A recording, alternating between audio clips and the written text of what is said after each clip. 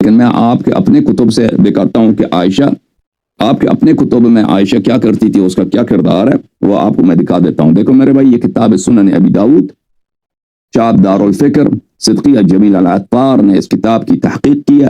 یہ کتاب سنہ 2005 میں چھپی ہے۔ یہ کتاب النکاح ہے، صفحہ نمبر 382 ہے۔ یہاں پر حدیث نمبر ہے 2061۔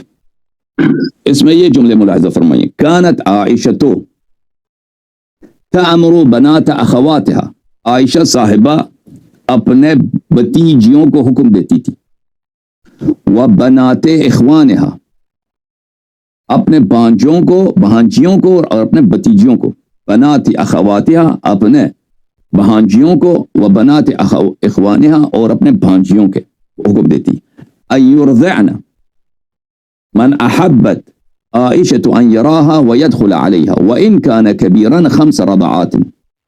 عائشہ حکم دیتی تھی کہ جو شخص عائشہ سے ملاقات کرنے کے لیے آتا ہے، چاہے وہ کتنا ہی بڑا آدمی کیوں نہ ہو، کتنا عمر رسیدہ نہ ہو، یوں عائشہ کی بتیجیاں اور عائشہ کی بھانجیاں، ان کی ڈیوٹی یہ تھی کہ ان کو چاتی دے دیں، اپنی چاتی سے ان کو دودھ پلا دیں تاکہ وہ عائشہ کے لیے محرم بن جائیں۔ رضا عائشہ کے لیے جب بتیجی کا وہ رضائی بیٹا بن گیا تو عائشہ کا بھی وہ کیا ہے، بتیجہ زیادہ بن جاتا ہے، بتیجی زیادہ بن جاتا ہے، ٹھیک ہے نا۔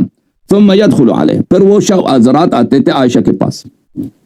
اب یہ حدیث صحیح ہے یا نہیں ہے؟ یہ کتاب صحیح ہے سنن ابی داؤد البانی صاحب کی، جلد نمبر 6، چاپ کتاب غراض، کتاب چھپی ہے مؤسسۃ الغراض میں سنہ 2002 میں۔ ملاحظہ فرمائیے، یہ صفحہ نمبر ہے 301، وہی حدیث ہے۔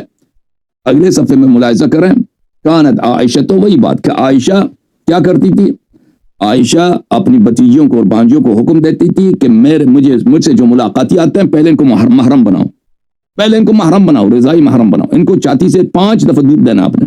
اچھا، قلت اسنادہ صحیح علی شرط، کیا مطلب ہے؟ رضائی بیٹا بنانا ہے نا، ان کو دودھ دینا ہے تاکہ وہ بتیجی کا بیٹا بن جائے۔ بتیجی کا بیٹا بننے کا طریقہ ہے کہ اس کو چاتی دے، 5 مرتبہ دودھ دے دے۔ اسناد صحیح علی شرط البخاری، یہ اس کی سند بشرط بخاری صحیح، اور صححہ الحافظ، حافظ ابن حجر نے بھی اس کی تصحیح کی، ٹھیک ہے نا۔ اب مجھے بتاؤ، اب تو جو اگر شیعہ ایسی عورت کا جو اس طرح کا فتویٰ دیتی ہے، بزرگ اور مردوں کو اپنی بتیجوں کے ساتھ ان کو چاتی دلواتی ہے، ٹھیک ہے نا، اب اس کے متعلق شیعہ کیا، تم نے جو کہہ دیا نا، جو تمہارے کتاب میں، وہی ہمارا عقیدہ ہے، ختم بات۔ یہ حدیث جو بشرط بخاری ہے، یہی شیعوں کا عقیدہ ہے، ٹھیک ہے نا۔ یہ جو آپ حدیث بیان کر رہے ہیں نبی پاک صلی اللہ علیہ وسلم کی موجودگی میں، یہ حدیث نہیں، نبی صلی اللہ علیہ وسلم کی موجودگی میں آپ کو دکھاتا ہوں، نبی صلی اللہ علیہ وسلم کی موجودگی میں جو تھا، بالکل نہیں، نبی صلی اللہ علیہ وسلم کی موجودگی میں ایسی باتیں نہیں تھیں۔ نبی صلی اللہ علیہ وسلم ان باتوں سے بہت منع کرتے تھے، یہ نبی صلی اللہ علیہ وسلم کے بات ہے۔ ملاحظہ فرمائی، میں آپ کو دکھا دیتا ہوں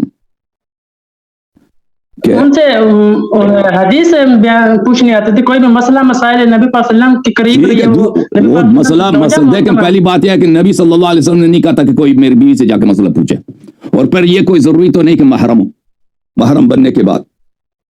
یہ کتاب ہے سنن الترمذی، چاپ دار الفکر، 2005 میں بیروت لبنان میں چھپی ہے۔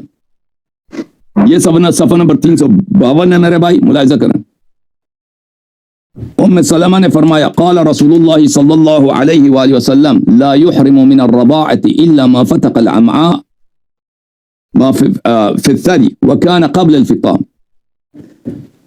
رضاعت کسی کو محرم نہیں بناتا مگر یہ کہ اس سے بچے کا پیٹ اس دودھ سے بھر جائے اور قبل الفطام ہو، بچے کو دودھ سے نکالنے سے پہلے کا مسئلہ ہو، ٹھیک ہے نا۔ تو رسول اللہ صلی اللہ علیہ وسلم نے تو یہ بتایا کہ مردوں کا جو ہے وہ رضاع بنتا ہی نہیں ہے۔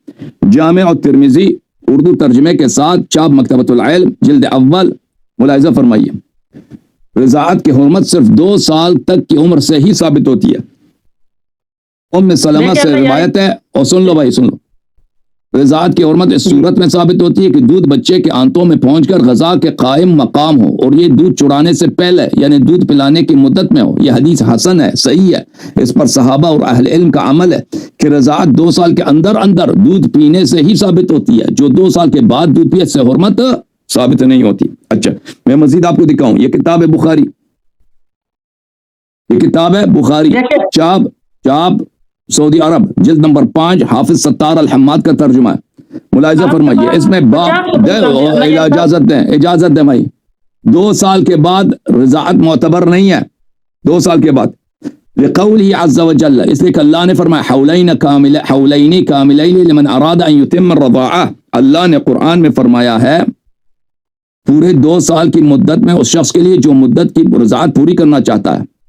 اچھا 2 سال کی مدت میں اللہ نے قرآن میں کہا کہ پوری مدت رضاعت 2 سال ہے۔ اچھا اس کے بعد جو حدیث ہے ملاحظہ فرمائیے، عائشہ کا کہنا ہے کہ ان کے پاس نبی صلی اللہ علیہ وسلم ان کے پاس تشریف لائے تو عائشہ کے پاس ایک آدمی تھا، یہ دیکھ کر آپ کا چہرہ متغیر سا ہو گیا، وہ آپ نے اس کی موجودگی کو برا محسوس کیا، نبی کو برا لگا صلی اللہ علیہ وسلم کہ یہاں پہ ایک مرد کیوں ہے میرے بیوی کے ساتھ۔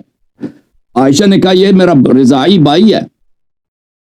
آپ صلی اللہ علیہ وسلم نے فرمایا خوب غور کیا کرو کہ تمہارے بھائی کون ہے، رضاعت تو بھوک سے ثابت ہوتی ہے۔ اس کو کس باب میں لایا؟ اسی باب میں لایا کہ 2 سال کے اندر ہی رضاعت ہوتی ہے۔